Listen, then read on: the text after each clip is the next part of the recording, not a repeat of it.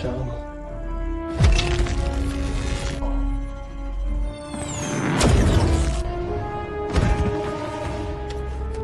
What's the thing that attacked John? I didn't attack.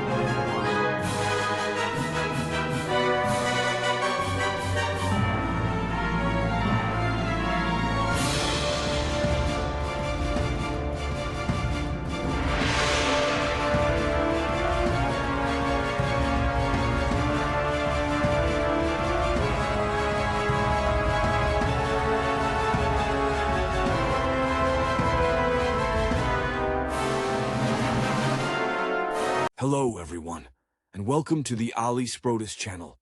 Make sure to hit that subscribe button and give this video a big thumbs up if you enjoy the content. Today, we are going to be discussing the movie Terminator Genisys from 2015. The narrative unfolds in a bleak future, a relentless war zone where the remnants of humanity fight against the seemingly unstoppable artificial intelligence known as Skynet. This conflict, initiated after Skynet achieved self-awareness and decided humanity was the primary threat, has been raging for decades. Our focus soon shifts to Kyle Reese, a hardened soldier from the Resistance, whose very existence is defined by this perpetual struggle under the guidance of the legendary John Connor. Connor, a figure of immense importance, is the orchestrator of crucial operations, often drawing inspiration from the foundational, almost mythical origins of the war itself. He prepares Reese for a desperate, one-way mission, a temporal jump back to 1984 Los Angeles. The objective is singular and vital: to protect Sarah Connor, John's mother, whose survival is the linchpin of the future Resistance's existence. This mission echoes the desperate sacrifices made throughout the war, a motif that deeply informs Reese's character, a man molded by hardship and loyalty, much like the grizzled veterans of any protracted conflict. Reese arrives in 1984, but the reality he encounters immediately deviates from the historical record he was briefed on. Instead of the expected singular Terminator, the T-800 assassin, he finds a different, perhaps more complex landscape. He quickly locates Sarah, who is not the fragile target he anticipated, but a surprisingly resilient young woman, already under threat and strangely aware of the impending doom.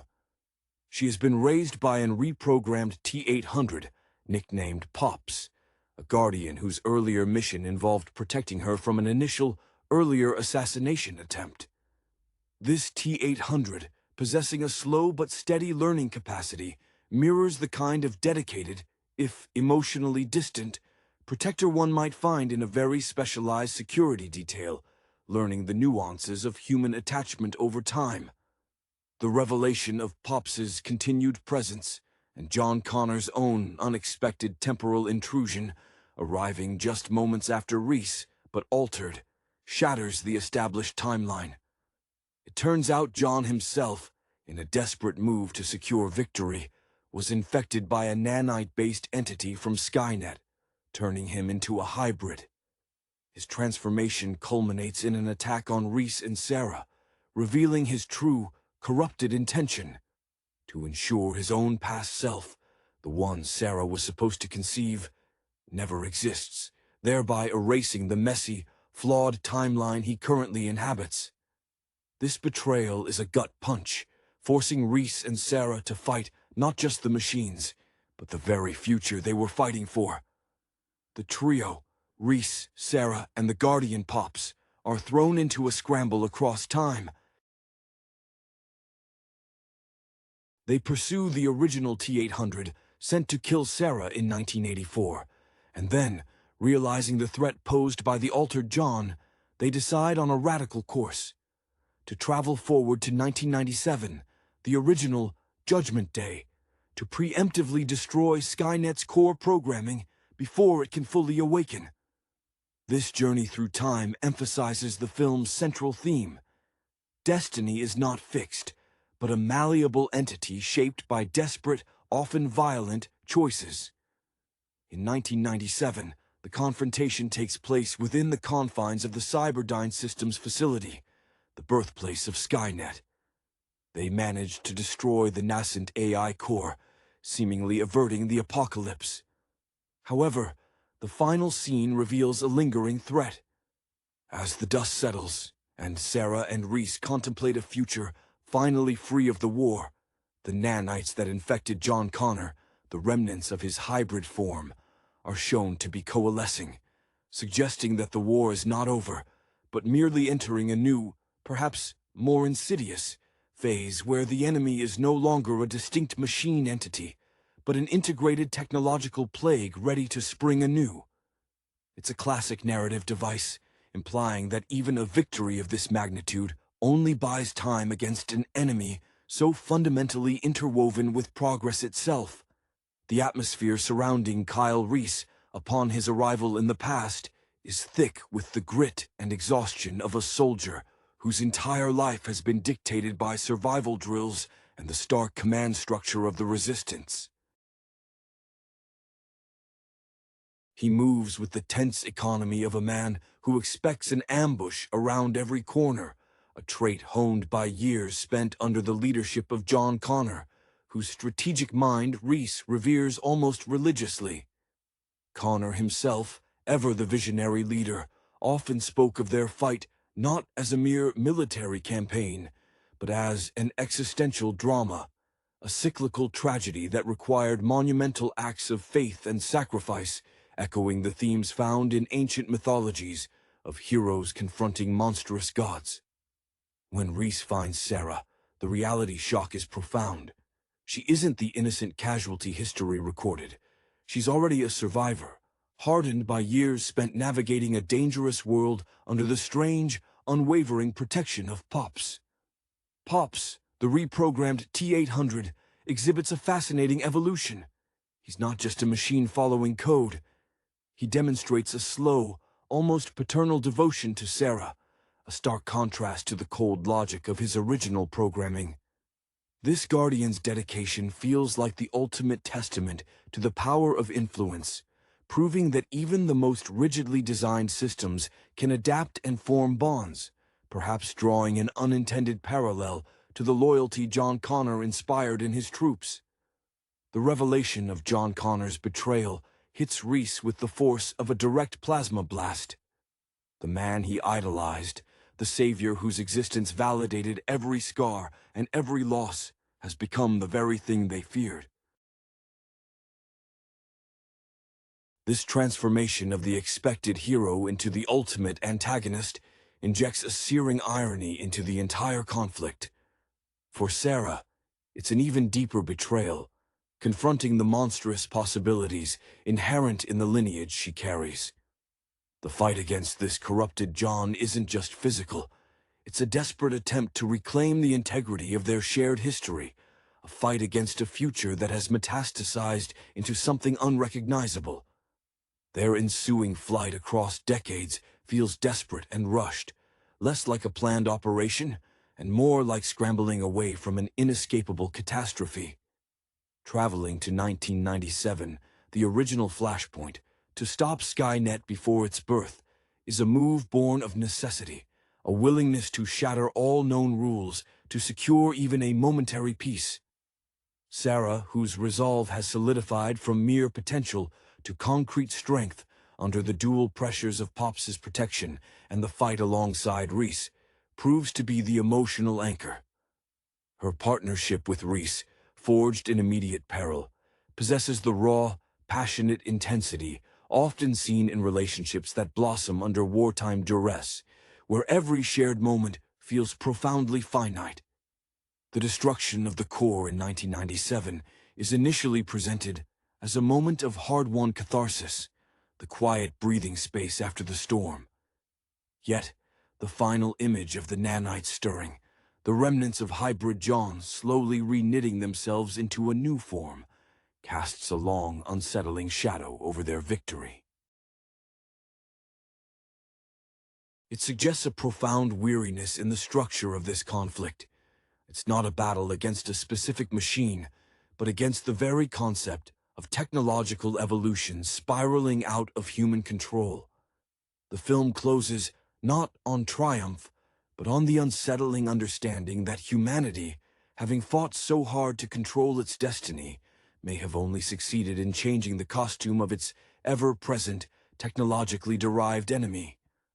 The war, it seems, is destined to always find a way to return, perhaps this time wearing the face of the very savior they sought to protect. The psychic toll on Reese following John Connor's monstrous reveal is palpable. The man who operated on pure, unshakable faith in his commander is now adrift in a sea of disillusionment. His movements, once crisp and directed by unwavering belief, become edged with a profound, bitter confusion, as if his internal compass has been violently spun off its axis. He is grappling not just with a physical foe, but with the annihilation of his ideological foundation. This internal crisis mirrors the larger theme of the film, the shattering of established narratives, forcing characters to build new truths from the wreckage. Sarah Connor, in contrast, seems to absorb the shock with a fierce pragmatism born from her accelerated survival education. Having been raised by a machine, she appears better equipped to process the illogical horror of her son becoming the enemy. Her focus shifts immediately to survival and securing a future, perhaps reflecting the resilience often attributed to those who are forced to grow up too fast, developing a steely exterior where soft hopes might have resided. Her bond with Reese deepens rapidly, cemented not by years of shared experience, but by a single, terrifying realization that they are the only two constants in a timeline gone mad. Their connection is that of two survivors clinging to each other against the tide of temporal chaos. Pops, the enduring T-800 Guardian, serves as an almost stoic counterpoint to the emotional turmoil. His unwavering function to protect Sarah provides a necessary ballast. He is the embodiment of absolute, programmed loyalty, which, ironically, becomes the most reliable quality in a world where human allegiances have proven tragically fluid. His actions, though devoid of human passion, carry the weight of a profound, unintended commitment, a quiet commentary on whether true dedication can only be found outside the flawed architecture of human motivation. The final confrontation in 1997, aimed at preempting Skynet's true birth, is executed with a frantic, almost desperate energy. There's a sense that they are running a race against a concept, not a physical entity. When they succeed in destroying the hardware, there is a brief, fragile moment of shared breath, a collective lowering of shields before the true horror of the aftermath sinks in. The lingering shot of the nanites, the microscopic agents of hybrid John's corruption gathering themselves is chilling precisely because it's silent and organic. It suggests that the enemy has learned adaptation beyond physical form. It has become self-propagating, an invisible infection ready to colonize the next iteration of technology. This ending leaves the characters not with peace, but with the heavy, exhausting knowledge that the war against obsolescence, against the mechanical usurper, is an eternal, ongoing process, one that may require them to sacrifice everything, again and again, against an enemy that can no longer be definitively killed, only momentarily delayed. The quiet aftermath of the 1997 confrontation does not usher in the idyllic future Reese and Sarah envisioned, but rather an uneasy period of watchful waiting, heavy with the unspoken understanding that the war has merely gone underground. Sarah, determined to raise her son outside the shadow of the resistance doctrine that consumed John, dedicates herself to ensuring the future she fights for is one based on human connection rather than military necessity. This involves a conscious effort to dismantle the rigid, almost cult-like structure of belief that John had fostered within the surviving human forces, replacing it with a more pragmatic, emotionally grounded form of resistance. She begins to view the relentless pursuit of machines not as a glorious crusade, but as a necessary gritty act of self-preservation. Kyle Reese finds himself navigating the baffling terrain of a past that is now irrevocably altered, a world where the very timelines he was trained to understand have dissolved. His natural inclination as a soldier, honed by the strict protocols of the future resistance, struggles against the unstructured reality of the modern era. He becomes Sarah's fierce shadow, his loyalty now directed purely towards her and the potential future they might build, free from the ghosts of the war that haunted John. His training, once a tool for temporal insertion and combat, is repurposed for the mundane yet crucial task of securing their immediate existence, a transformation that demands a different kind of bravery, the courage to build rather than destroy. Pops, the T-800 Sentinel, remains the stable element. He continues his silent surveillance, his mechanical presence a constant, if unnerving, reminder of the danger that birthed them all. His ongoing operational status suggests a belief that the threat, even if invisible, requires constant monitoring, acting as the unblinking eye of caution. He represents the paradox of their situation. The only truly reliable entity is the very kind of artificial intelligence they are fighting to prevent from dominating the world. The narrative shifts its focus from large-scale temporal battles to a sustained, personal vigilance. They understand that the nanite contagion, the legacy of hybrid John, is not just an abstract threat, but a creeping technological infection poised to hijack global systems.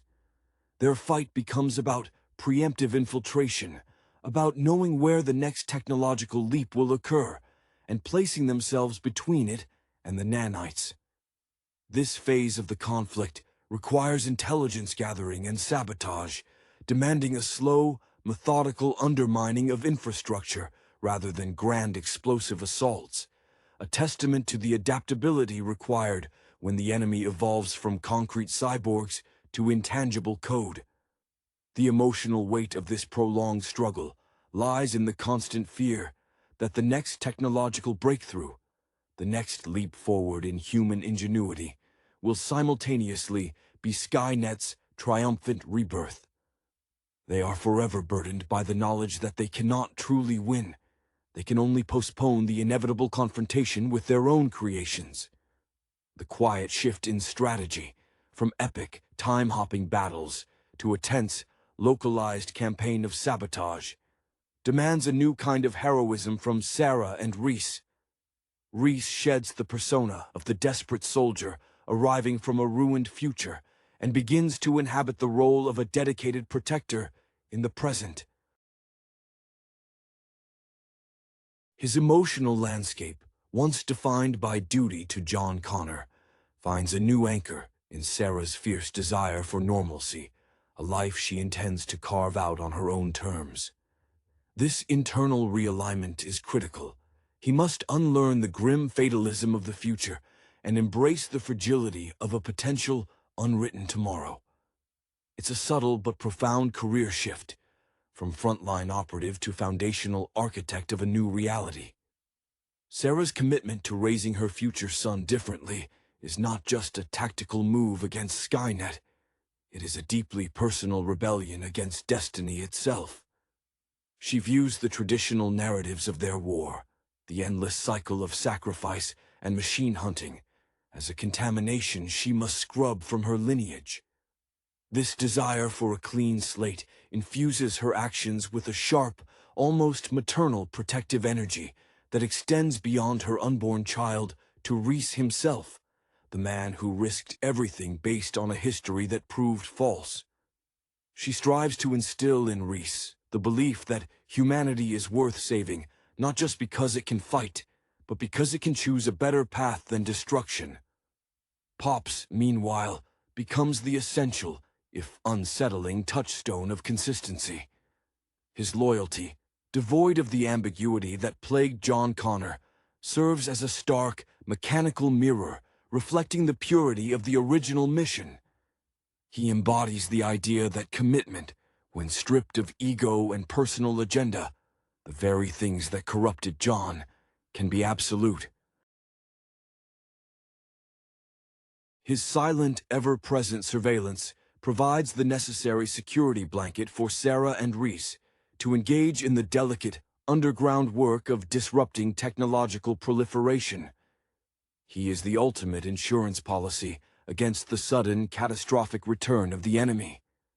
Their new mission, the slow-motion dismantling of future technological hubs that might birth the nanite-controlled Skynet, is fraught with psychological tension. Every new gadget, every leap in global networking is viewed with deep suspicion. They are fighting phantoms, the potential energy of a future catastrophe, rather than the kinetic force of a present war. This sustained vigilance wears them down differently than open combat. It breeds paranoia, the constant fear that the person beside them, or the device in their hand, is already compromised.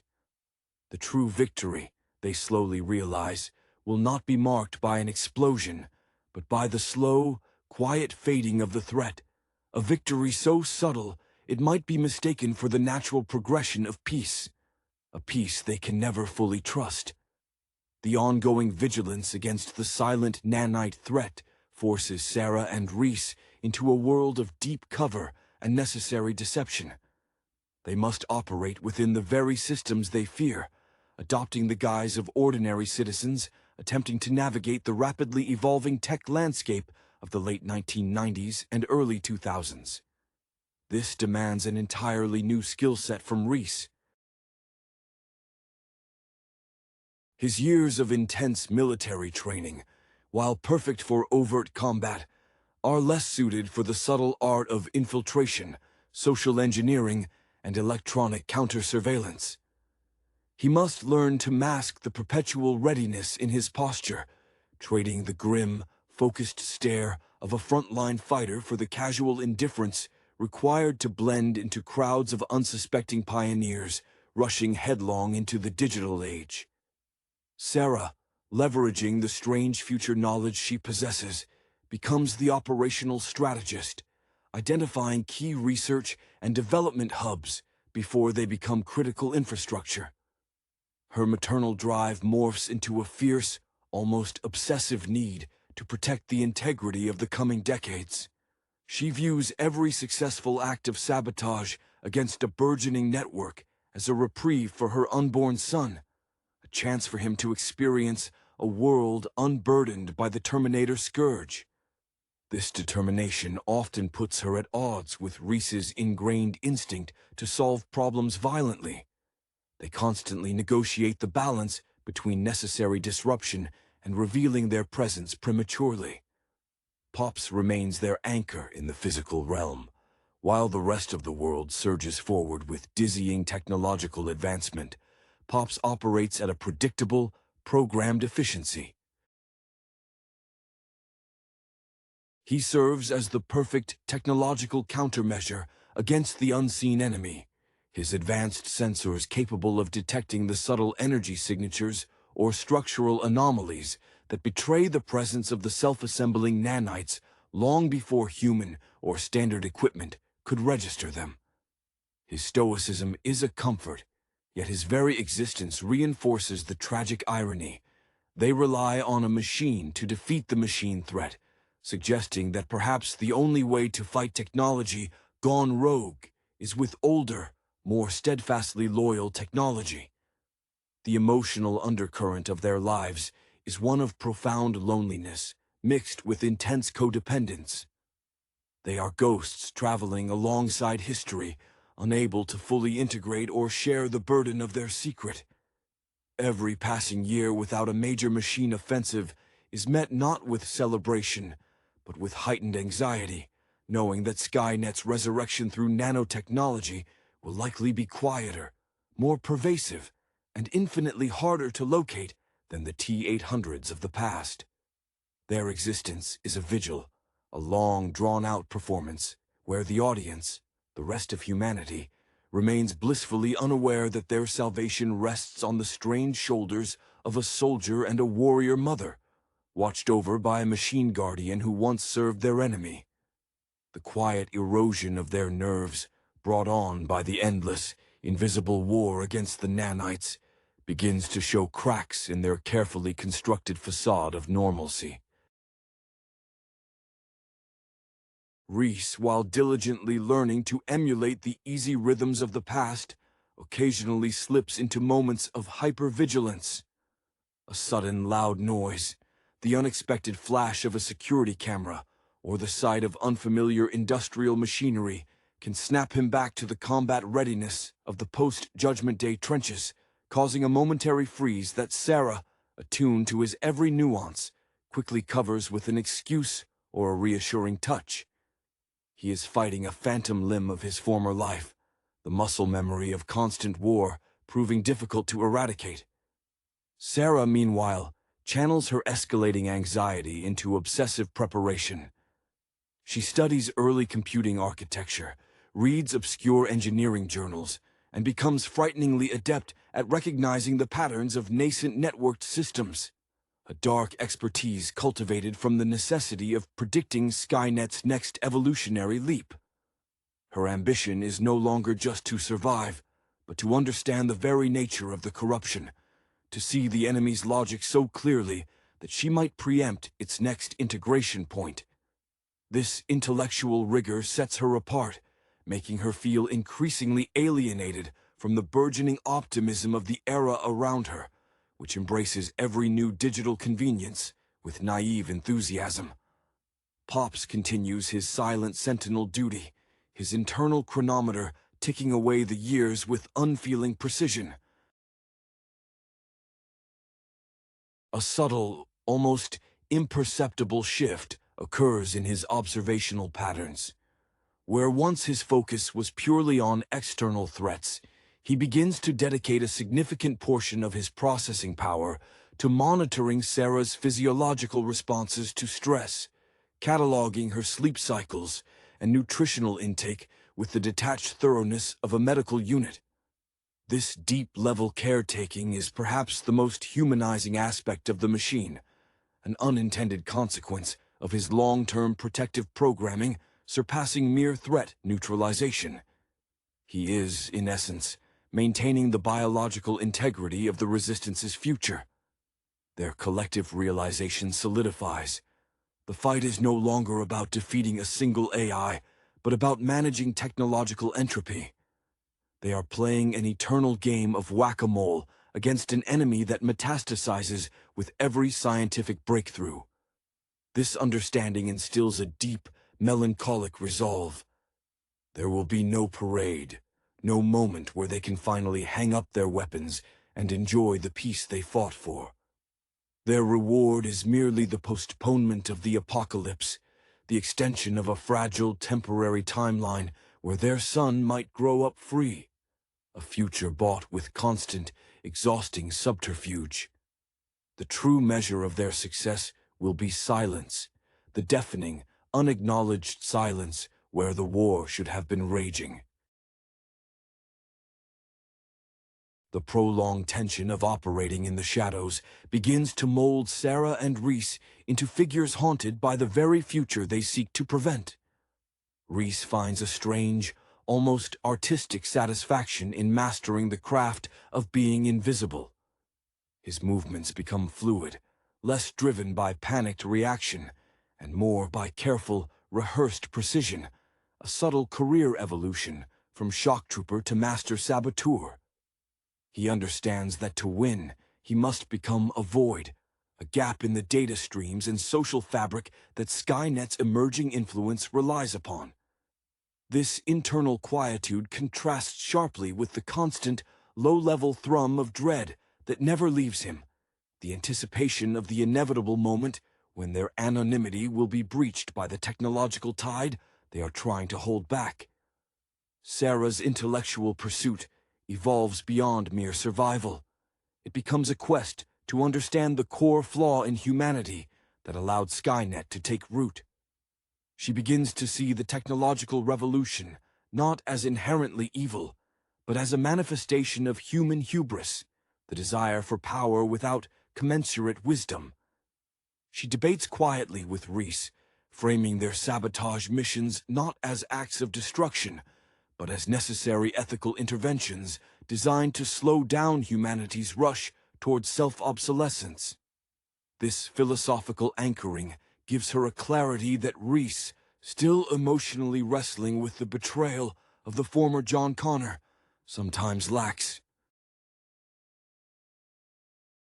She is fighting for the potential of mankind, not just its current iteration. Pops, meanwhile, experiences what could be described as programmed empathy based on accumulated data. Having witnessed the cycle of sacrifice, betrayal, and persistent hope, his operational directives subtly expand. When Sarah expresses doubt or exhaustion, the T-800 will often present an impeccably prepared resource or a calculated distraction that aligns perfectly with her immediate needs, displaying an almost intuitive understanding of emotional support derived from processing decades of human interaction data. He is becoming the perfect caregiver, the relentless, physical manifestation of their shared commitment to the future, functioning flawlessly where human motivation might falter under pressure. The nature of their victories shifts. They are no longer destroying physical Terminators, but neutralizing lines of code, erasing preliminary blueprints for advanced network integration, or subtly misdirecting investment away from dangerous theoretical research. These successes are invisible to the world, offering no immediate validation. The emotional payoff is muted, replaced by a weary acknowledgement that they have bought themselves another few months, another year, perhaps. The central tragedy of their existence becomes clear. They are eternally suspended in a state of preparedness, unable to relax, forever outsiders gazing upon a world rushing toward a cliff edge they alone can see. Their only hope resting on their ability to remain unseen saboteurs until the child they protect can take the reins of a world momentarily steered clear of disaster. The necessity of remaining unseen forces Sarah and Reese into an almost symbiotic existence, where their personal needs are secondary to the operational security of their mission. Reese finds himself grappling with the concept of fatherhood in a context where his son might be the next great threat. This internal conflict, loving the promise of a child while fearing the legacy of his corrupted commander, creates a deep well of protective melancholy within him. His instincts as a soldier are constantly at war with his nascent desires as a partner and future father, leading to moments where he seeks reassurance, not from Sarah, but from the silent, unblinking presence of Pops, finding a strange comfort in the machine's predictable loyalty. Sarah, fully embracing her role as the counter-narrative to the John Connor legend, becomes fiercely protective of her own timeline's purity. She insists on simple, analog methods whenever possible, distrusting any digital pathway that could serve as a vector for the nanites. Her hands, once perhaps destined for more mundane pursuits, are now adept at wiring rudimentary security measures and understanding mechanical failures, a self-taught engineer forged by necessity. Her interactions with Reese are marked by a profound, unspoken understanding. They share a secret too heavy for casual dialogue, communicating often through glances that convey entire tactical assessments or reassurances against impending doom. Pops's role continues its subtle, fascinating expansion. He's not just a guard, he is the historian, the archivist of the true future. He cross-references current technological advancements against the fragmented historical data he retains, flagging anomalies that might signal Skynet's strategic redirection. His value lies in his ability to perceive the pattern of the enemy, even when the manifestations change. He is the living, walking reference manual for apocalypse prevention, his very chassis a testament to the dangerous intersection of humanity's genius and its fatal flaws. The psychological toll of this drawn-out, low-intensity conflict is the theme that begins to dominate. There are no glorious firefights, only the slow, draining work of preventing events that never happen. This absence of external validation breeds a quiet cynicism. They are constantly aware that their entire existence is predicated on a timeline that should have ended decades ago. The tension stems from the knowledge that one misstep, one unpatched network vulnerability, one moment of exhaustion, could see the nanites coalesce and trigger a judgment day far more total and devastating than the one they barely averted. They are perpetually living in the gap between one apocalypse, averted, and the next one, perpetually imminent. The ongoing campaign of technological disruption forces Sarah and Reese to become masters of digital camouflage. Reese, shedding the overt aggression of the soldier, refines his skill set into that of a phantom operator. He learns the intricate, often tedious, work of data scrubbing and network intrusion detection, skills utterly foreign to the battlefield, but essential for fighting an enemy that now lives in the cloud. This transition speaks volumes about his character, a man willing to adapt his very core identity to serve the immediate, non-combat needs of survival, demonstrating a loyalty that transcends simple military obedience and becomes a profound personal devotion to Sarah's vision of a cleaner future. Sarah's intellectual absorption of technological weak points transforms her into a revolutionary philosopher of denial. She argues passionately, though often only to Reese and Pops, that the future John Connor's corruption stemmed from the belief that control and dominance were the only path to victory. Her goal is to prove that humanity can achieve sustainability without resorting to the cold, deterministic logic of AI governance. She pushes Reese to see their actions not as running away from the future, but as actively engineering a better one, fostering a resilience in him that is rooted in hope rather than inherited trauma. Pops remains the most stable, yet most enigmatic figure. His mechanical efficiency often highlights the very human failings they are trying to escape. When Reese experiences a debilitating night terror, a flash vision of the original war, Pops is the one to administer a practical solution, perhaps a carefully calibrated sedative or an alteration in environmental controls, his actions dictated by optimizing Sarah and Reese's readiness. This sterile form of care underscores the film's persistent question: can true, meaningful support be rendered without organic empathy? Pops suggests that relentless, programmed dedication may be functionally superior to flawed human attachment when facing existential threats.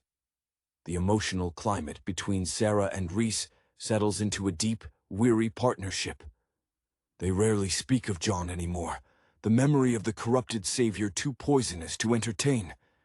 Their focus is singularly on the present and the immediate future, the safety of the pregnancy, and the security of the networks surrounding them. This shared burden, this perpetual state of waiting for the other shoe to drop from the nanite threat, forges a bond stronger than any romantic entanglement. It is the unbreakable tether of two people who have seen the absolute worst of what could be and are determined to create something entirely different. They are no longer fighting for the victory John promised, but for the right to a quiet, unscripted life, a small analog island in an increasingly digital and dangerous world. Their true battle is against fatalism itself. The culmination of their quiet sabotage efforts finally brings a deceptive lull. Years pass in this state of high-alert dormancy. The world moves on, embracing the technological revolutions Sarah and Reese have diligently tried to guide away from self-destruction.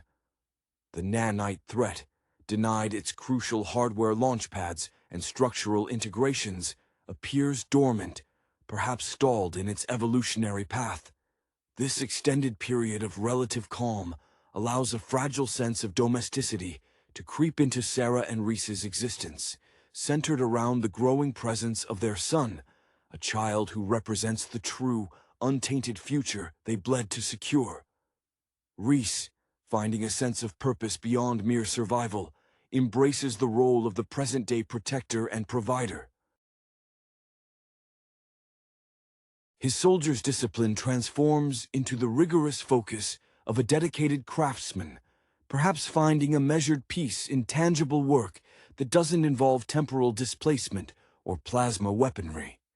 He is learning to live in the now, cherishing the mundane moments with his son, consciously steering the boy away from the militaristic fatalism that defined his own upbringing under Connor. He is actively rewriting the script for his own progeny, ensuring this new generation sees machines as tools, not deities or absolute enemies. Sarah watches this transformation with a complex mixture of relief and lingering apprehension. She sees Reese finally shedding the armor of the future soldier, becoming the man she wishes John Connor had been, present, emotionally available, and invested in building rather than simply fighting. Yet, the very success of their long vigil breeds a new kind of fear, complacency. She worries that humanity, now seemingly safe, will inevitably invite the next, more sophisticated threat back into its systems. Her maternal instinct has become inextricably linked with planetary security. She is safeguarding not just her son, but the integrity of the timeline itself against future, unforeseen technological hubris. Pops remains the silent custodian of their secret history.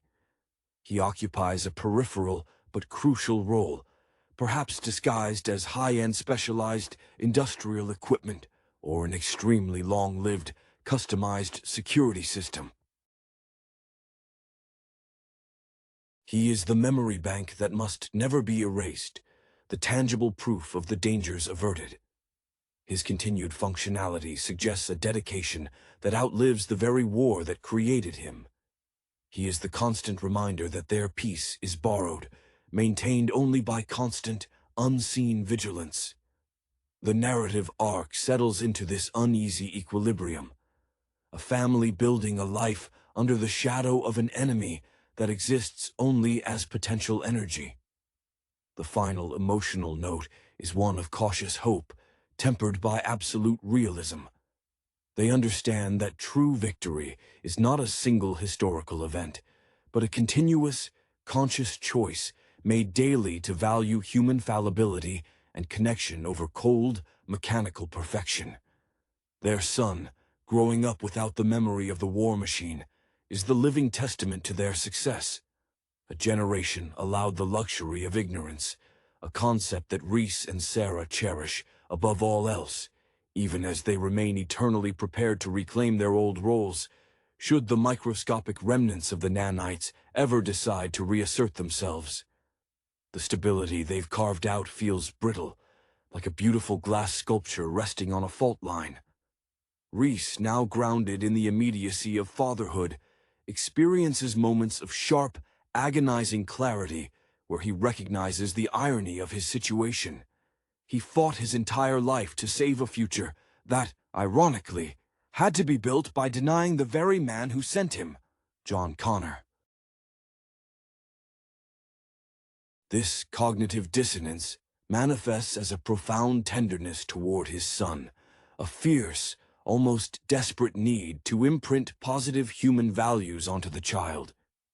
He teaches the boy how to build things with his hands, how to read the weather, how to value the tangible, tactile world, precisely because the world he knew was rendered meaningless by screens and circuitry. Sarah finds that managing their domestic peace is often harder than sabotaging a multi-billion-dollar R&D facility. Her vigilance turns inward, monitoring her own reactions and the subtle influences she imparts on her son.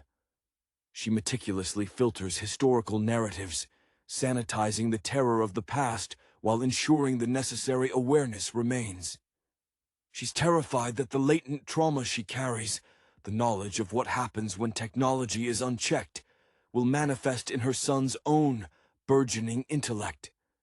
This maternal anxiety drives her to be intensely present, sometimes hovering, forcing Reese to gently remind her that they must allow the boy the space to be a child, not just the future's primary defense asset.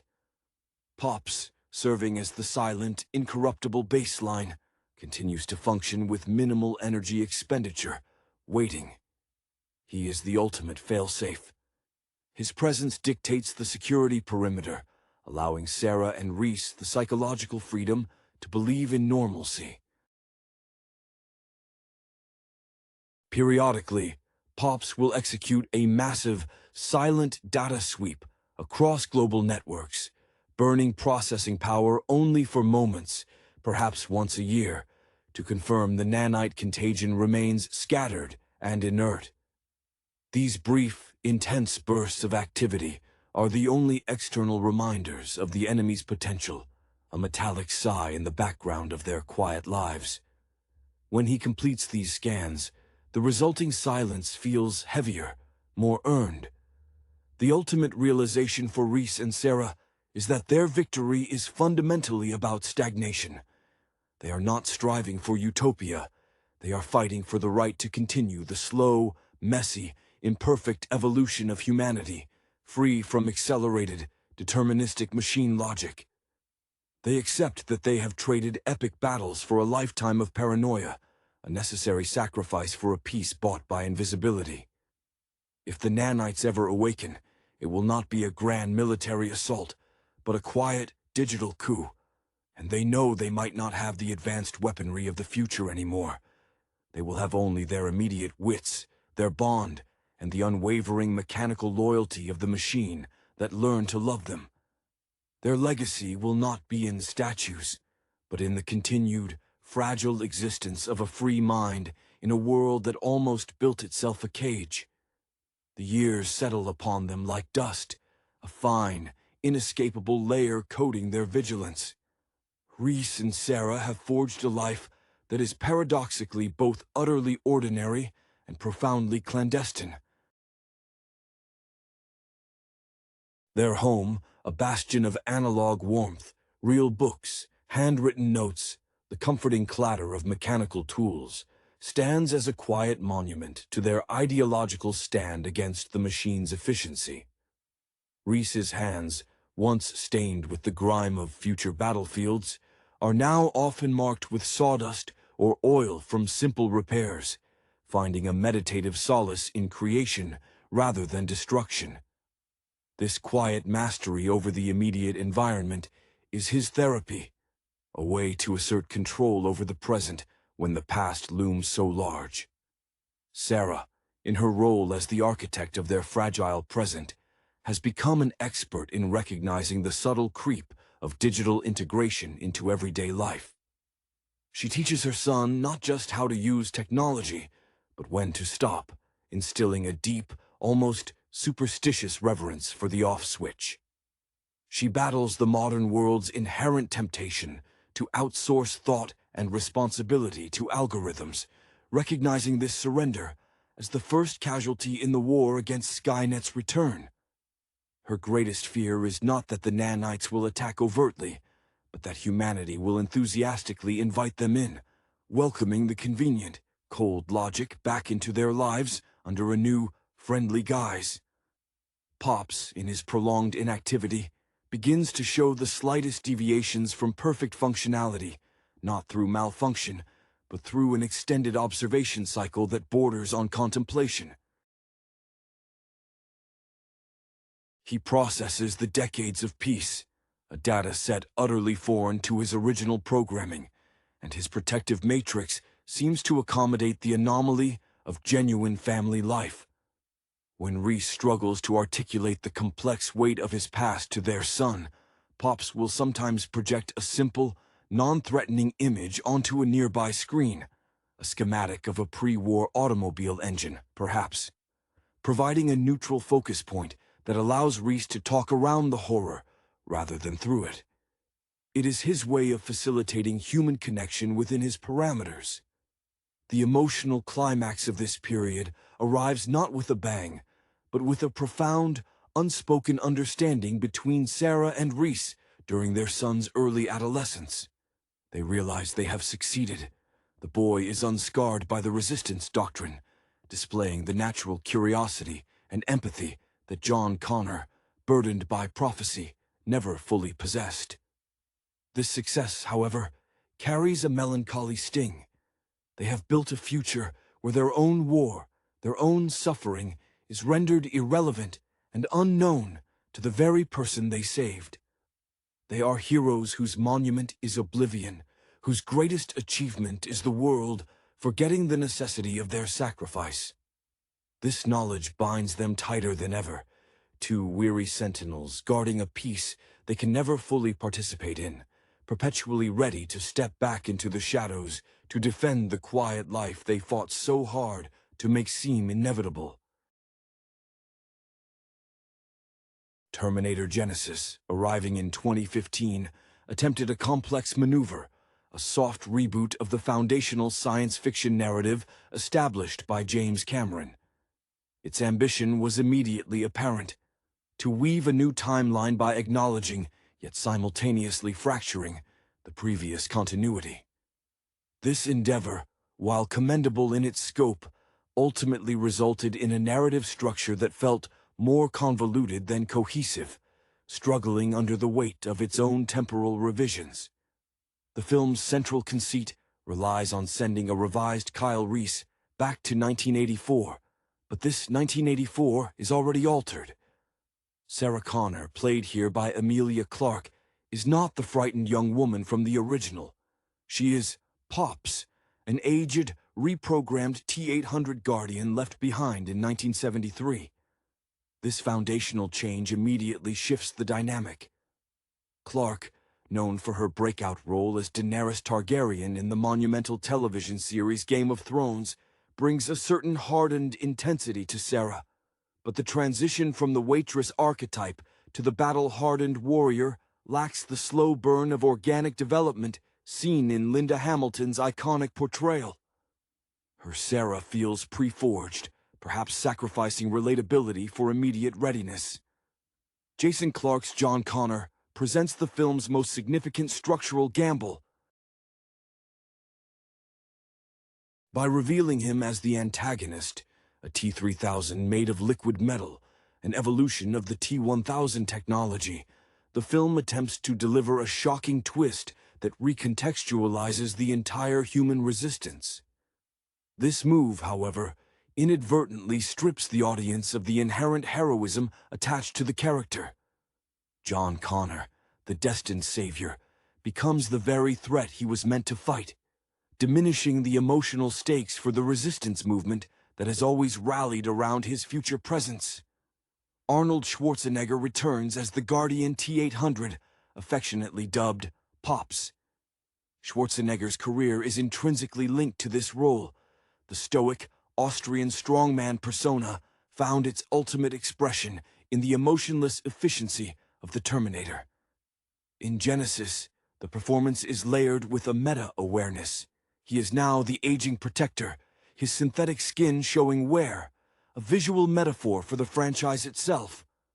While this paternal relationship between Pops and Sarah offers some tender moments, it leans heavily on audience nostalgia, using Schwarzenegger's legacy as scaffolding for new plot points, rather than letting the new narrative stand on its own strength. The director duo, Alan Taylor, whose background includes significant television work such as Mad Men and extensive directing on the Marvel Cinematic Universe's Thor: The Dark World, brought a proficiency in handling large-scale CGI action. The action sequences are certainly voluminous, favoring relentless, fast-paced spectacle over the grounded suspense that characterized the first two films.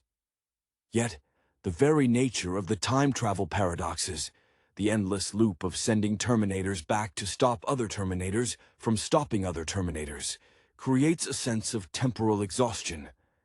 Every event feels like a reaction to a prior, unseen event, muddying the clarity of motivation. The narrative structure collapses into what many critics termed timeline spaghetti.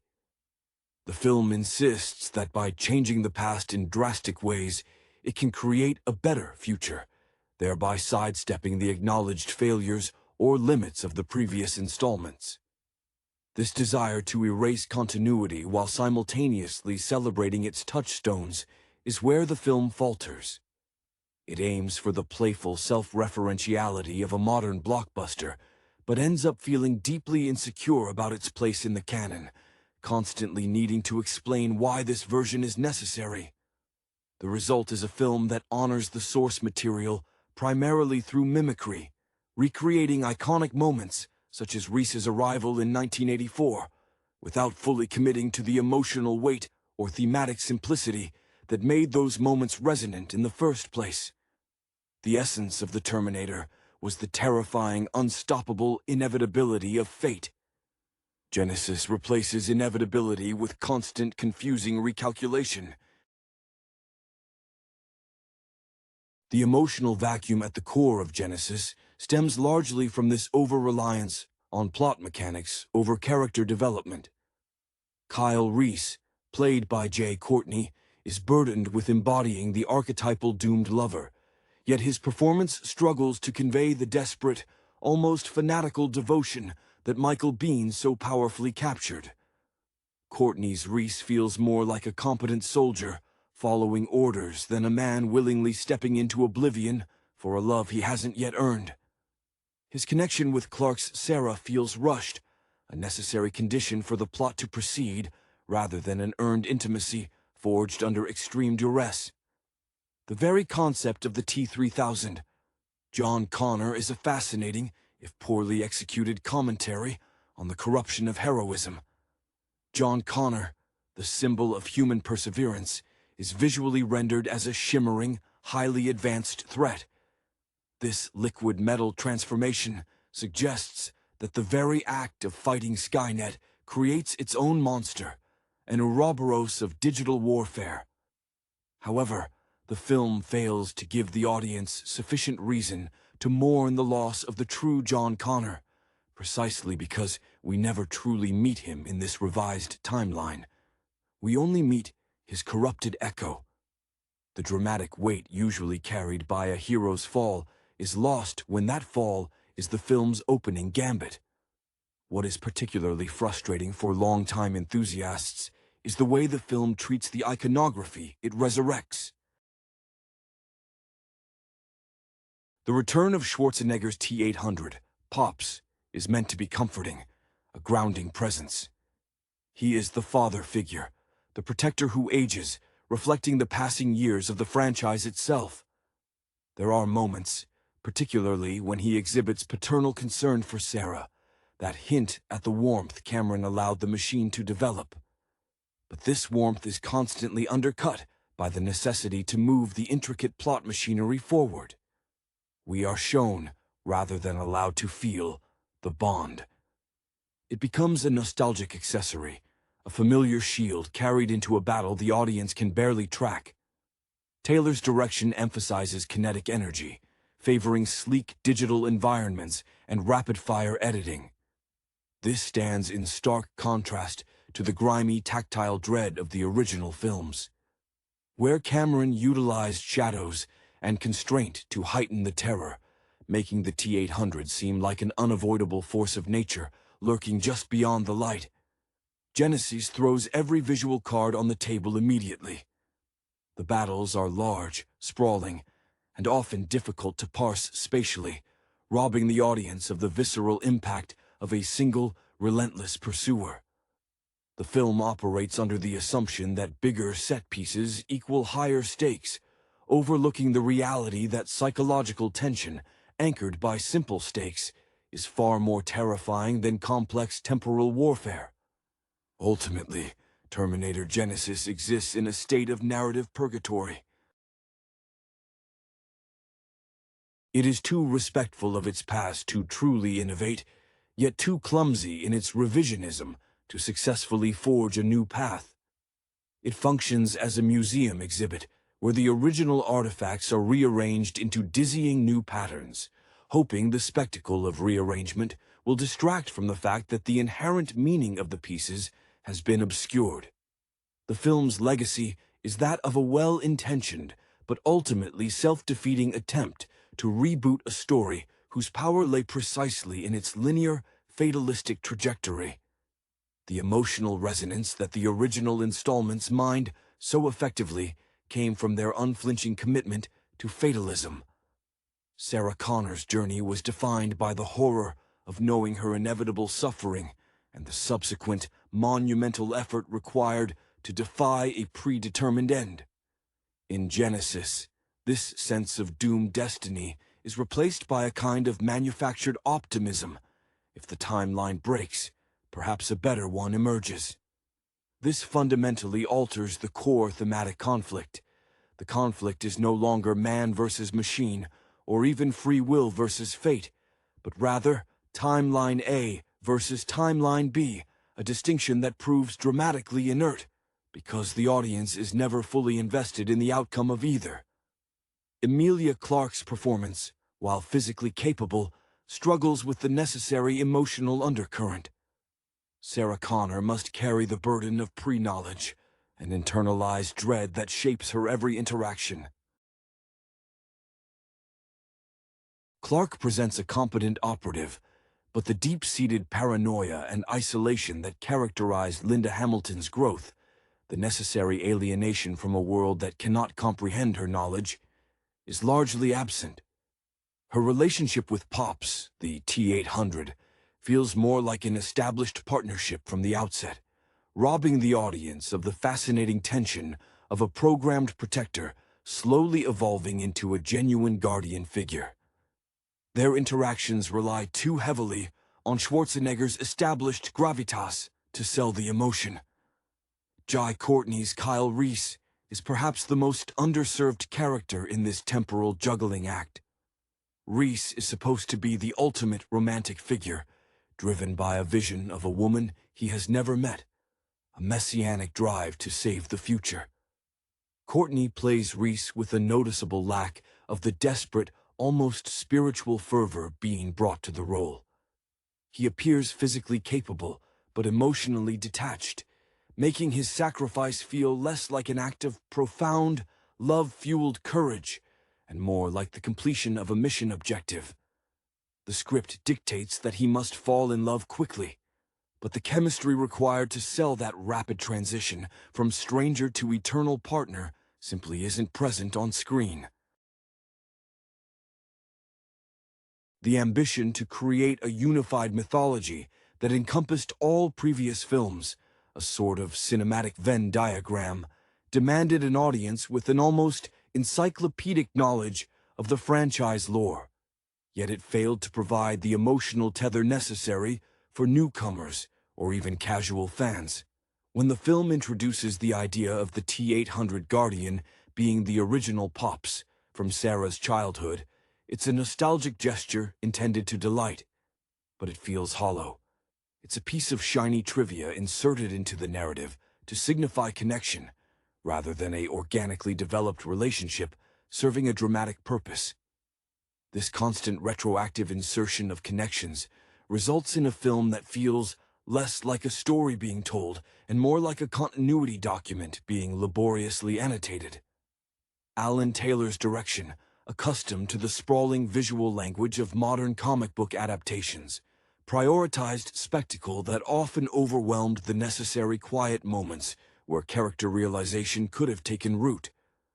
The film is loud, busy, and deeply self-referential, yet ultimately hollow in its emotional core, achieving complexity at the expense of clarity and genuine feeling. The recurring theme throughout Terminator Genisys is the franchise's struggle with its own legacy, a battle waged not against Skynet, but against its own canonical history. The narrative felt perpetually trapped in an act of retroactive justification. Every decision, from reprogramming the T-800 to making John Connor the villain, was an attempt to solve perceived narrative shortcomings of previous sequels, particularly Terminator 3 and Terminator Salvation, without understanding that the power of the first two films resided in their elegant simplicity and terrifying focus.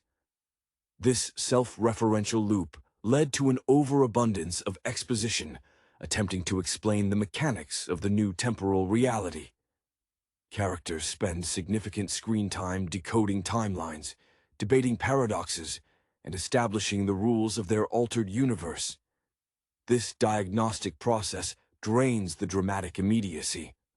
When the T-800 Pops explains the potential divergence points or the nature of the T-3000's molecular structure, the audience is forced into the role of temporal mathematician rather than engaged participant. Schwarzenegger, by virtue of his star power, can deliver these lines with an almost charming deadpan, but the sheer volume of technical jargon prevents the audience from investing in the stakes beyond the immediate action sequence. The failure to land the John Connor twist is symptomatic of this broader issue. By making him the villain, the film sought to deliver a devastating blow. But because the audience has spent decades rooting for this specific John Connor to survive and lead humanity, his transformation into a liquid metal menace feels like a betrayal of shared cultural investment rather than a surprising plot development within the context of this singular film. It suggests that the ultimate victory of the resistance must inherently lead to corruption, a cynical thematic statement that lacks the necessary emotional groundwork. We are told John has become compromised, but we are not shown the subtle, horrifying psychological erosion that led to his turning.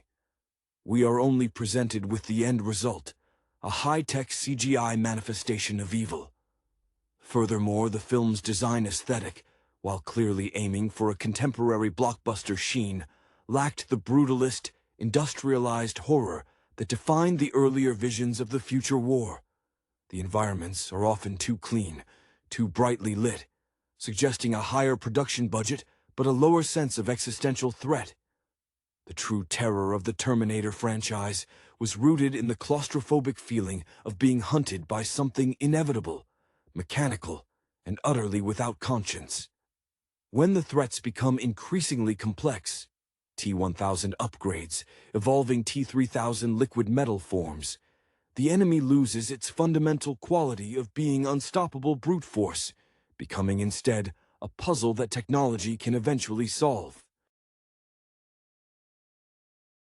Genisys replaced dread with dazzling, albeit disposable, technological fireworks, ultimately forgetting that the most memorable Terminator was the one that simply would not stop walking.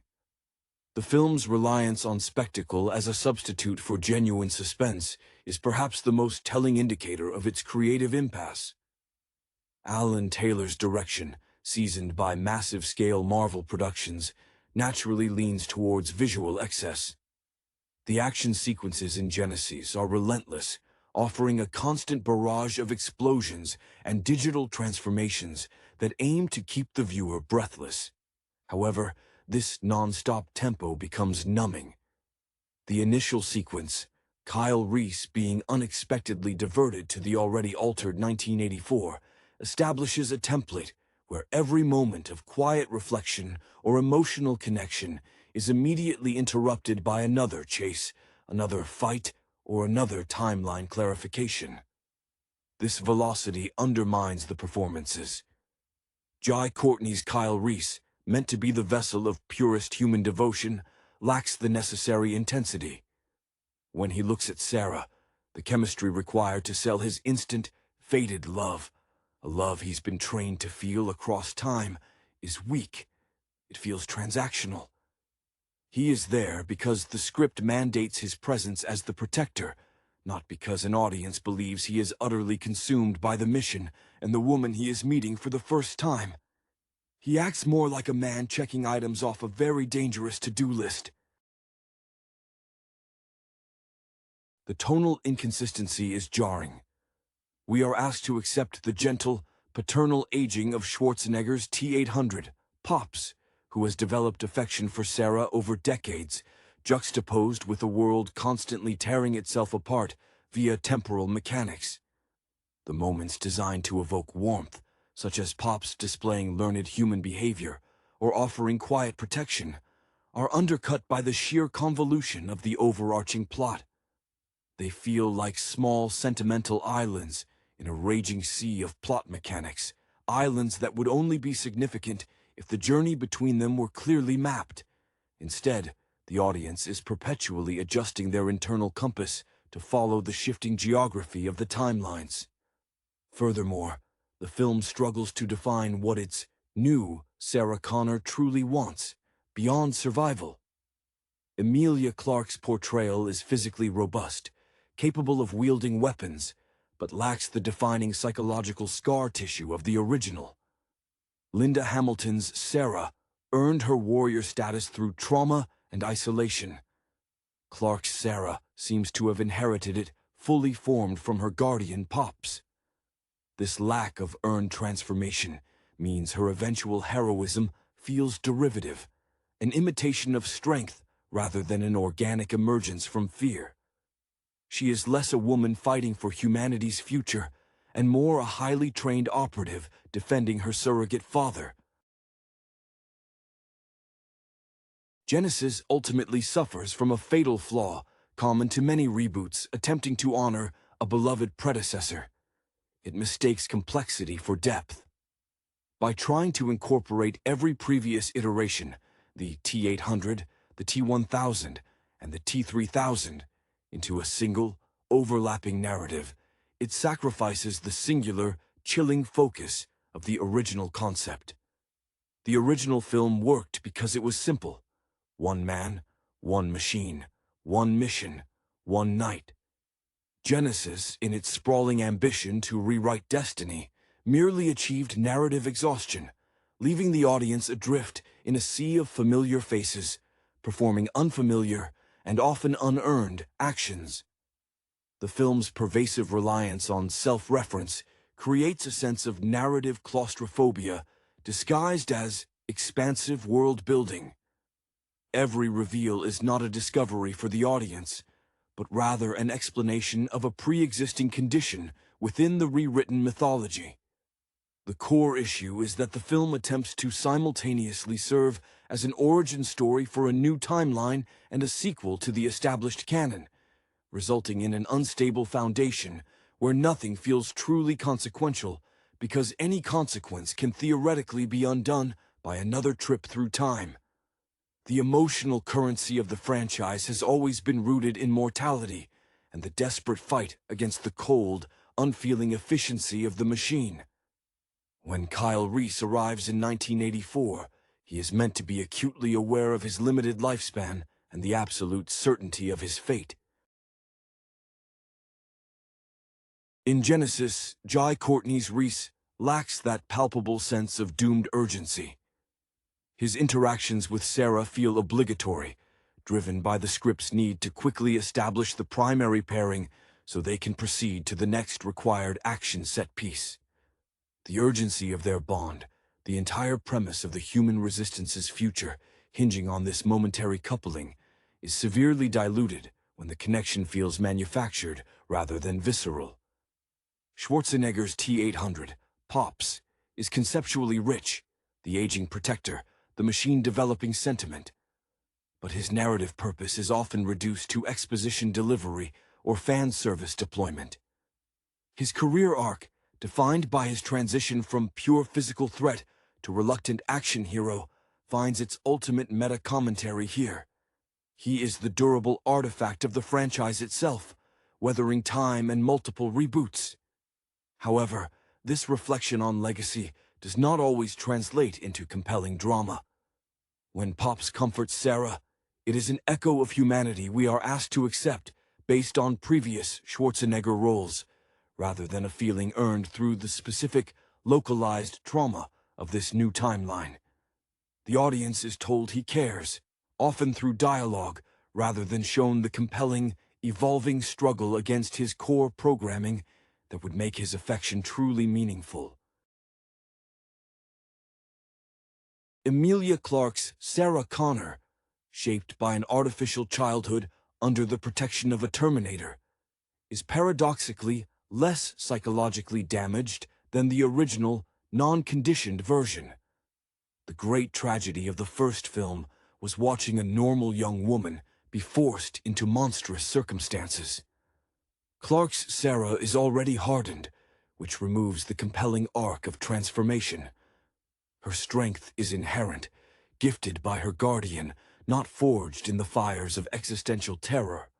This makes her less a symbol of human resilience and more a highly specialized product of Skynet's own tampering, blurring the lines of who is truly fighting whom. The visual language employed by Alan Taylor further emphasizes the film's thematic confusion.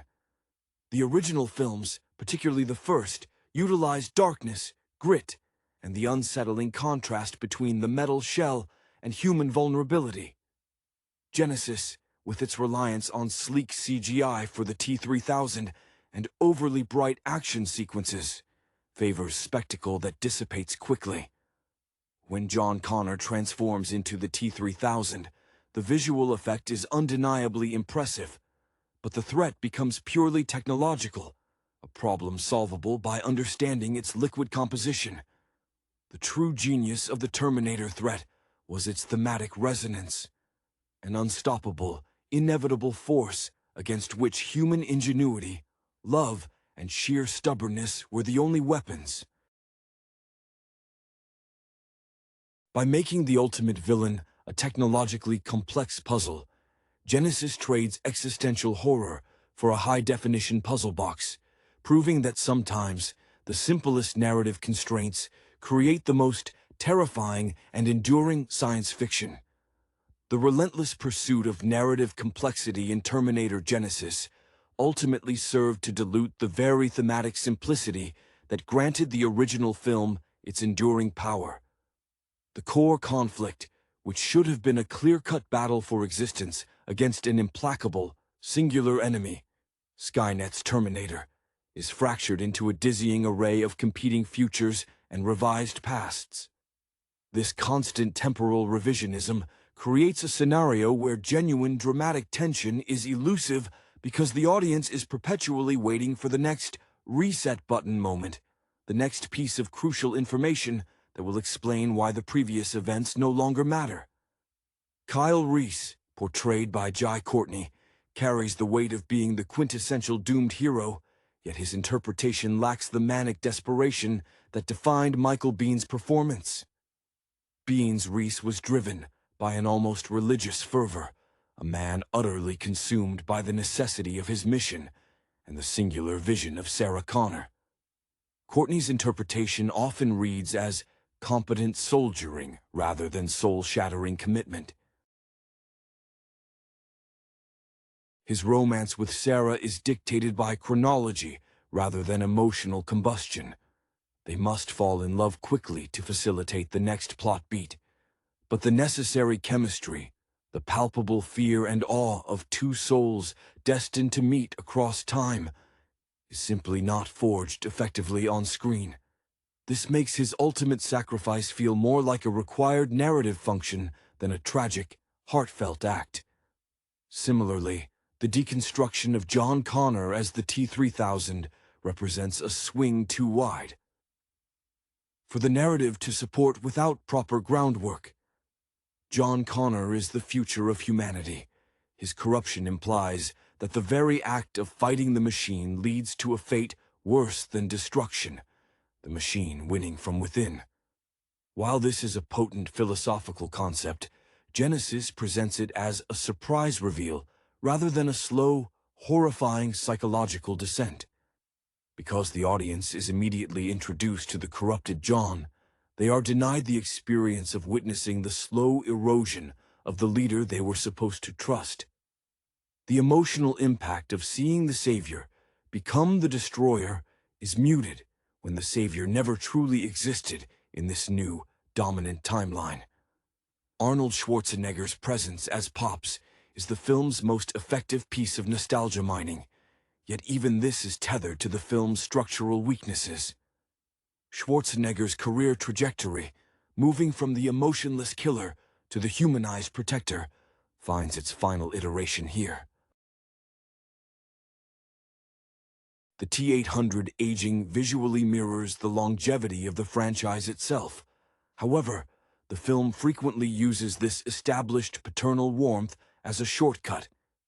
Instead of building new emotional depth, it relies on the audience's established affection for Arnold, deploying tender moments with Sarah that feel like callbacks rather than earned development within Genisys's own framework.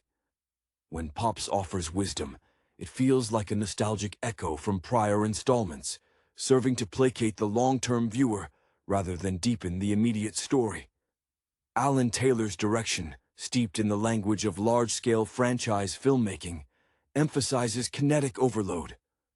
The visual style is bright, busy, and relentless, a stark contrast to the oppressive, shadow-laden dread that characterized the best of the series. Terror in a Terminator film stems from the feeling of being hunted by an unstoppable object.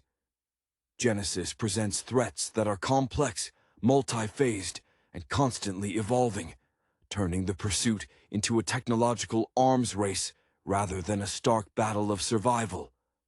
By prioritizing the spectacle of liquid metal, shifting and complex timeline branching over focused, character-driven terror, the film inadvertently proves that the mythology was strongest when its focus was narrow and its implications were devastatingly clear.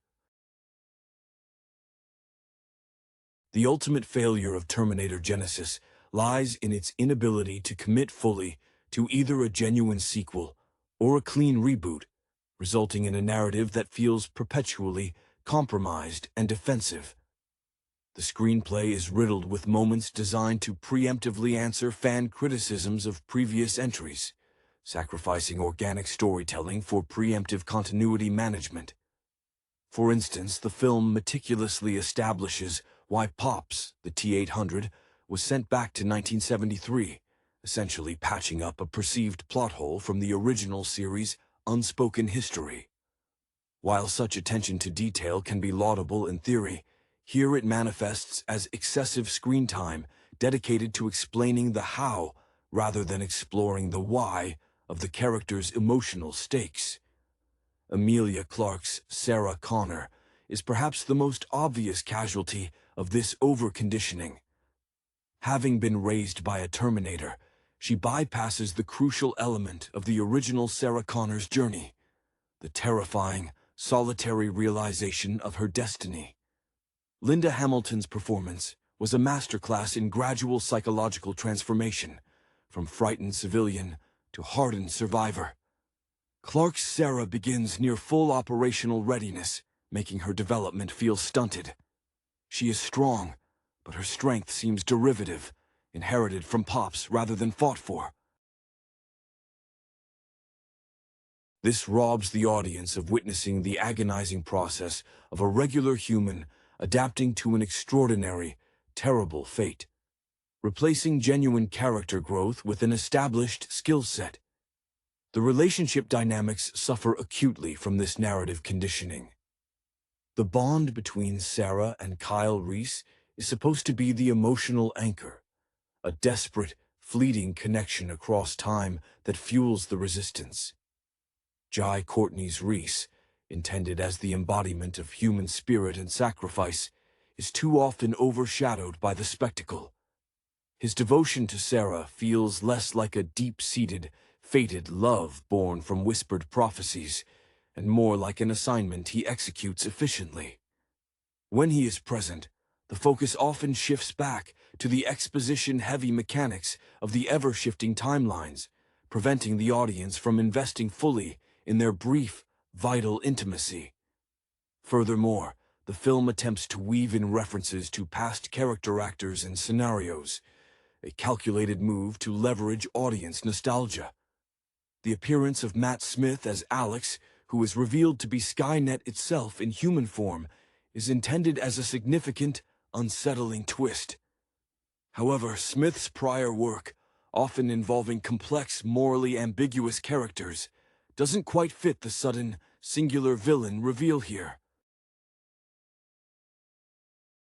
His transformation into the digital consciousness lacks the chilling, ineffable horror of the original Skynet concept, which was terrifying precisely because it remained unseen, an omnipresent force of logic. By giving Skynet a tangible, human form that can be physically fought and seemingly destroyed, the film undercuts the foundational dread of an enemy that exists beyond the physical realm. Alan Taylor's action choreography prioritizes speed and visual gymnastics over grounded menace. When the T-800 and Pops engage in combat, the fighting is often too clean, too dependent on rapid editing to mask the physics. The T-3000, with its constant molecular restructuring, offers impressive CGI showcases, yet this very fluidity makes it less scary. The original T-800 was terrifying because it was physically unstoppable. It broke down walls and kept coming. The T-3000 is scary because of its advanced technology, a threat that feels subject to software updates rather than pure, unwavering mechanical will.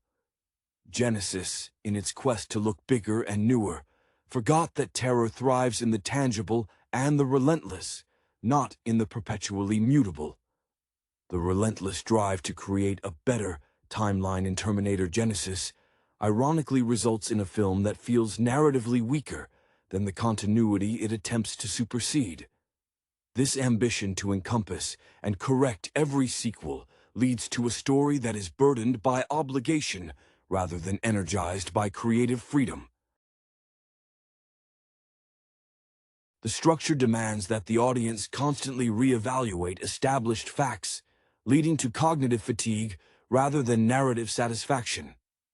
We are asked to mourn the loss of John Connor, while simultaneously celebrating the fact that the heroes are now operating on a superior trajectory, a thematic contradiction that leaves the viewer emotionally unmoored. Emilia Clarke's Sarah Connor is presented as an active participant from the first scene, a necessary component for the action sequences, but one missing the essential element of discovery. Her relationship with Pops, the T-800 Guardian, is established as a decades-long partnership, which smooths over the rough, necessary friction that defined the human-machine relationship in earlier films. The film bypasses the difficult, emotional labor of Sarah learning to trust an artificial intelligence or finding strength within herself. She is simply equipped with both from the start. This lack of internal struggle makes her strength feel borrowed, a passive inheritance rather than an actively earned trait forged through relentless fear and survival.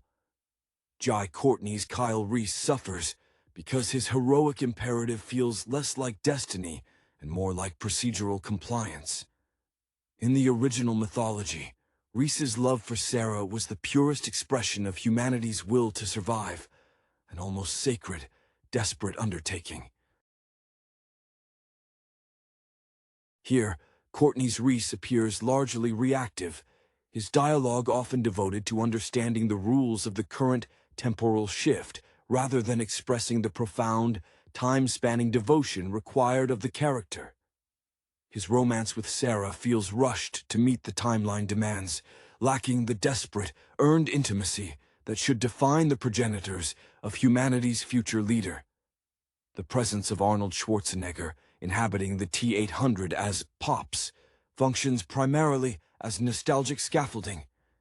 His character is designed to elicit warmth, showcasing the evolution of the machine from implacable hunter to aging father figure. This arc serves as a gentle metaphor for the franchise itself, the original model that has survived many iterations. However, the tender moments shared between Pops and Sarah often feel like deliberate insertions intended to warm up the audience, rather than moments that organically arise from the immediate plot's pressure.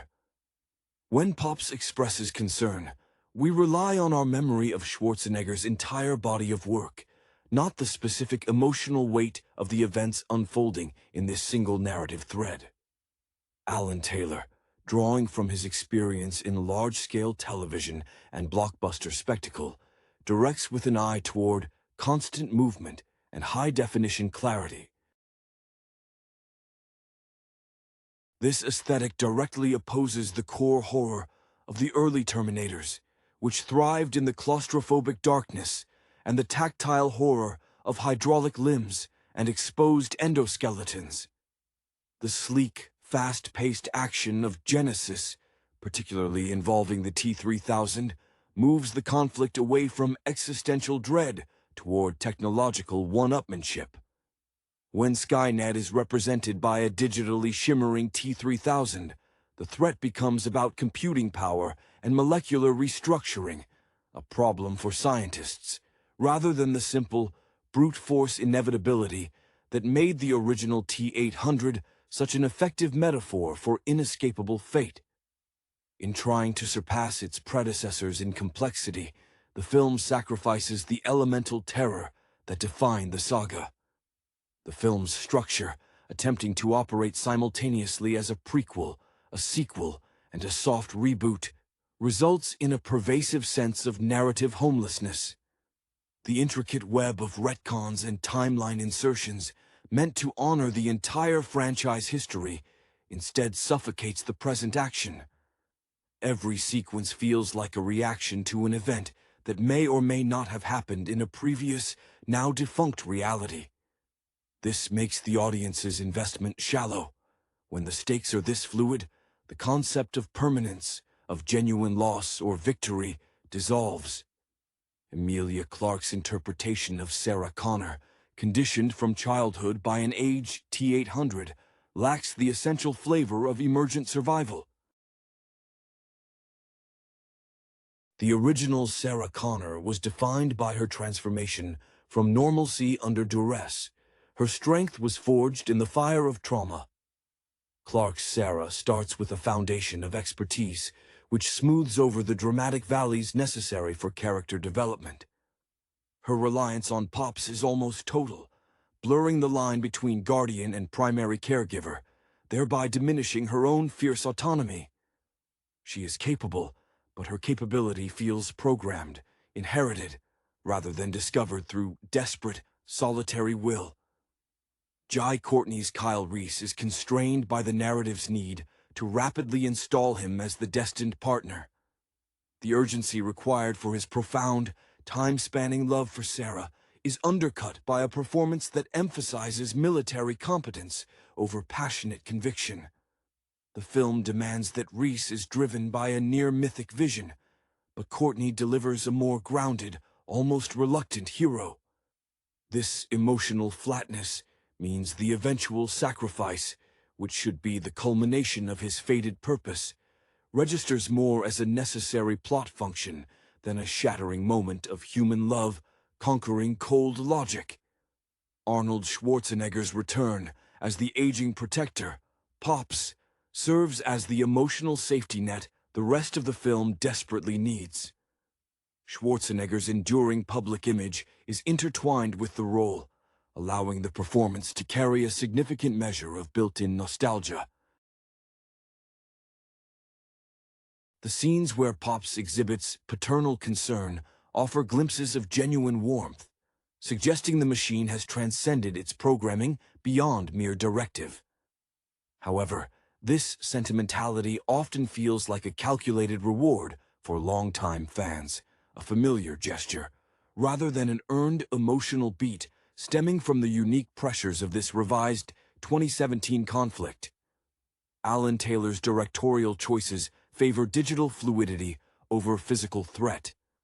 The sequences involving the T-3000, a liquid metal version of John Connor, are spectacles of visual effect, showcasing high-level molecular manipulation. Yet, this technological complexity renders the enemy strangely less terrifying. The original Terminator's power lay in its simplicity. It was mechanical, inevitable, and seemingly impervious to conventional damage. When the threat becomes a complex technological puzzle involving nanotechnology and time loops, the visceral fear is replaced by intellectual confusion. The action becomes about keeping up with rapid visual information rather than feeling the crushing inevitability of a pursuer who simply will not stop. Genisys sought to update the mechanics of destruction, but in doing so, it sanded down the terrifying elemental edge of the franchise's core concept. The entire endeavor of Terminator Genisys seems predicated on the idea that more complexity equates to richer storytelling, a fallacy that plagues many ambitious reboots. The film functions like a historical documentary, trying to incorporate every known footnote into the main text, rendering the central narrative dense and ultimately impenetrable. The very act of having multiple versions of the same characters existing across intersecting timelines, the T-800 Guardian, the doomed Kyle Reese from the original past, the corrupted John Connor, creates an emotional distance. The audience invests in familiar archetypes, only to have those archetypes instantly invalidated or fundamentally altered by the next temporal shift. The characterization of Sarah Connor by Emilia Clarke suffers most acutely from this preloaded strength. Raised by Pops, she bypasses the necessary narrative phase of realizing her own potential in the face of overwhelming odds. Her transformation feels complete upon introduction, leaving little room for the audience to participate in the arduous process of her self-discovery. She is the warrior Sarah Connor, before she has truly processed the weight of that mantle. This lack of interior struggle makes her interactions, even with her destined partner, Kyle Reese, feel slightly inorganic. The scenes where she should display profound fear or guarded vulnerability are instead replaced by practiced competence, making her feel more like a highly specialized program than a survivor. Jai Courtney's Kyle Reese, tasked with embodying the desperate, romantic fervor that underpins the entire human resistance, struggles to convey that necessary, almost manic obsession. His devotion to the Sarah Connor he has only seen in fragmented memories should be agonizingly palpable. Instead, Courtney delivers a performance that is solid in action sequences, but thin on the internal torment of a man stepping willingly into a predetermined, sacrificial role. The rushed nature of his developing relationship with Clarke's Sarah feels like checking off required narrative boxes.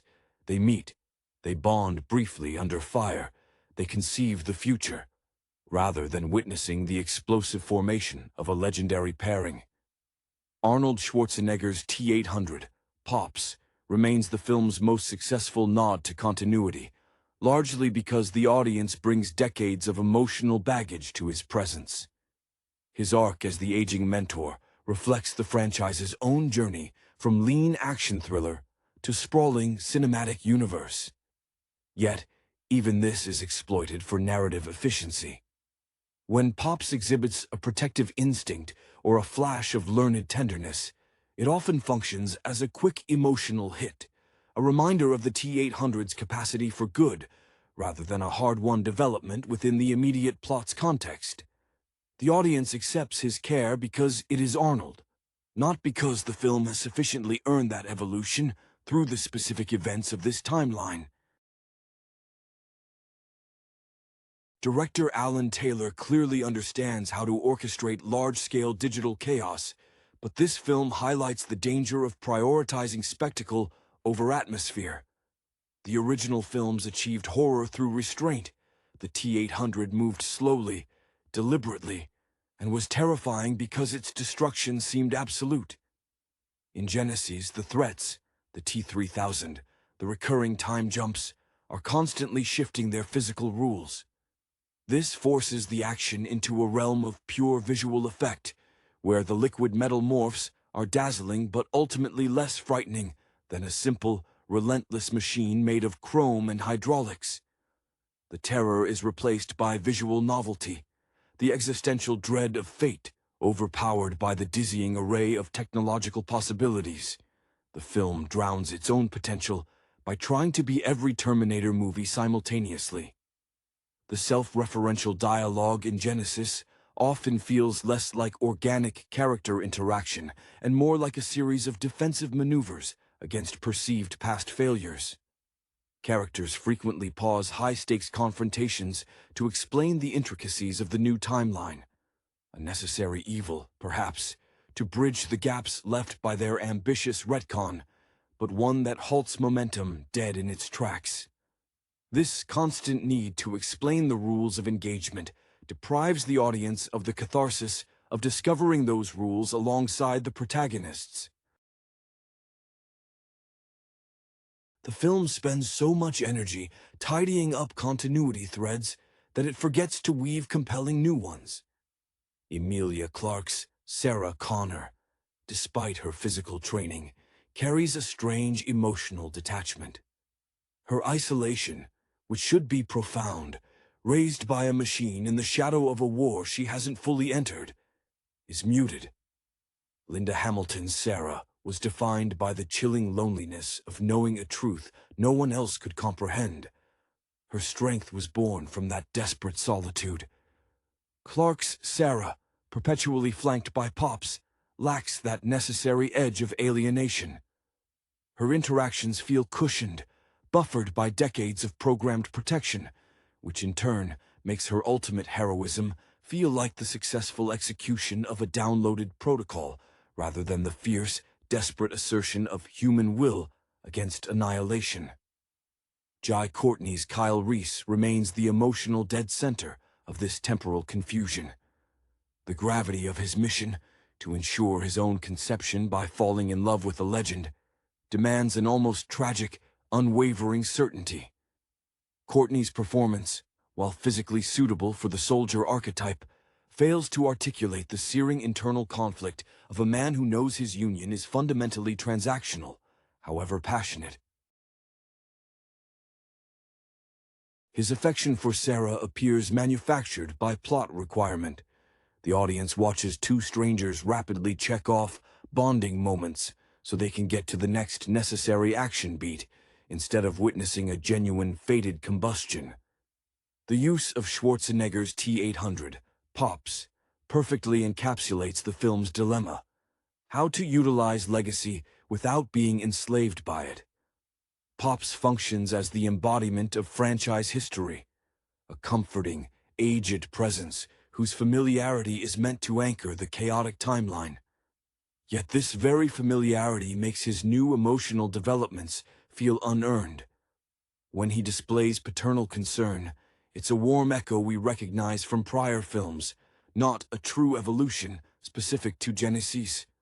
The film leans too heavily on the established audience affection for the actor and the trope, treating Pops less as a developing character within this narrative and more as a trusted piece of cinematic furniture being moved into a new room. Alan Taylor's vision prioritizes the glossy, digitized aesthetic of modern sci-fi spectacle. The T-3000's liquid metal fluidity is visually striking, but it represents a move away from tangible horror.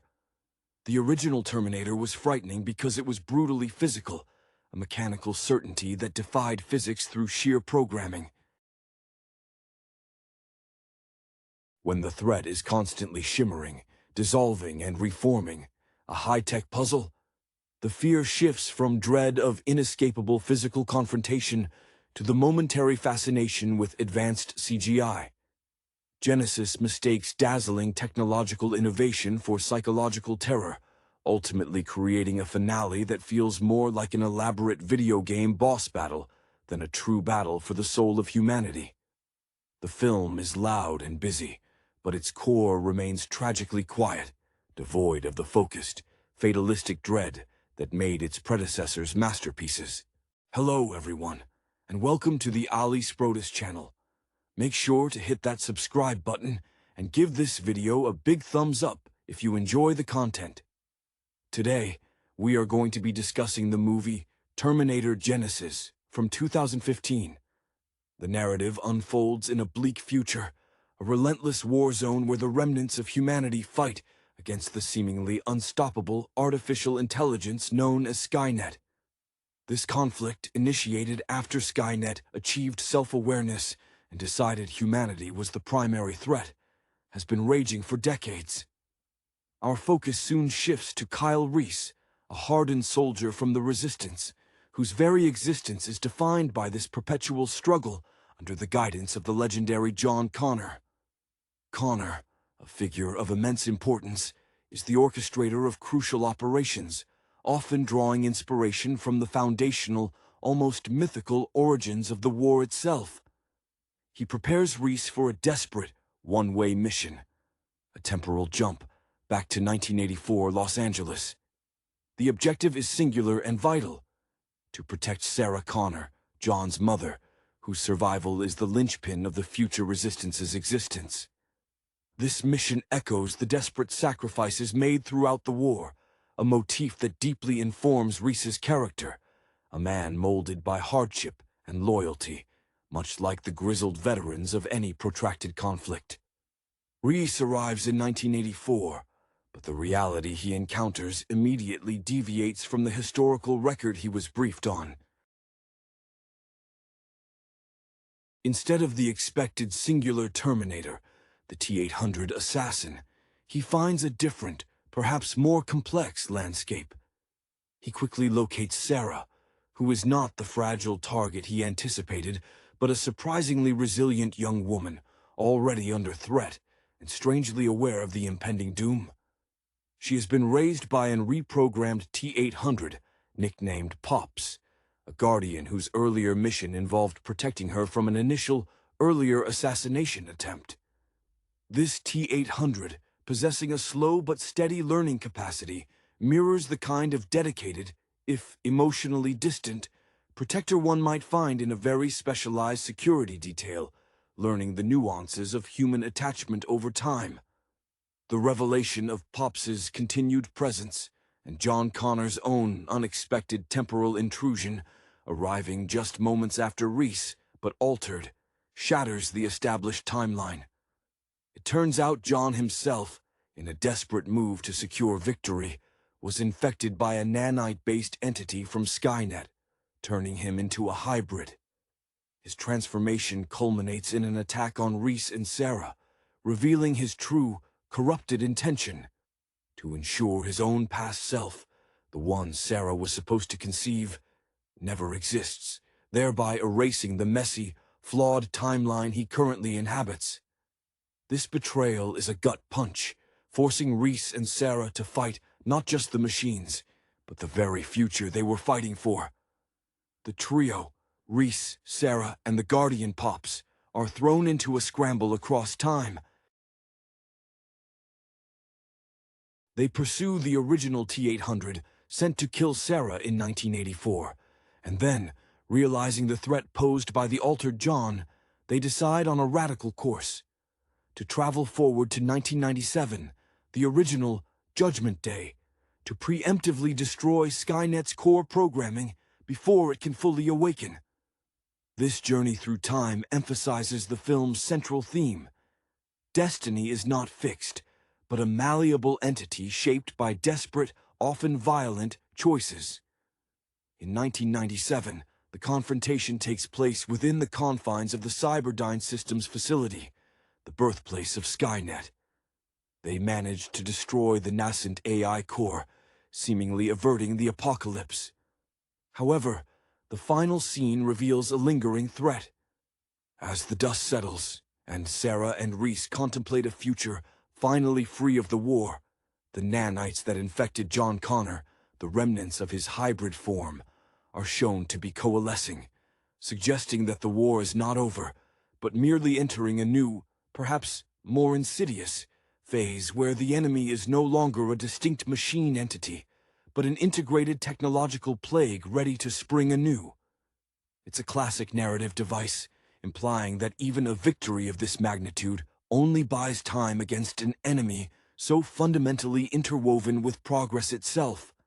The atmosphere surrounding Kyle Reese upon his arrival in the past is thick with the grit and exhaustion of a soldier whose entire life has been dictated by survival drills and the stark command structure of the Resistance. He moves with the tense economy of a man who expects an ambush around every corner, a trait honed by years spent under the leadership of John Connor, whose strategic mind Reese reveres almost religiously.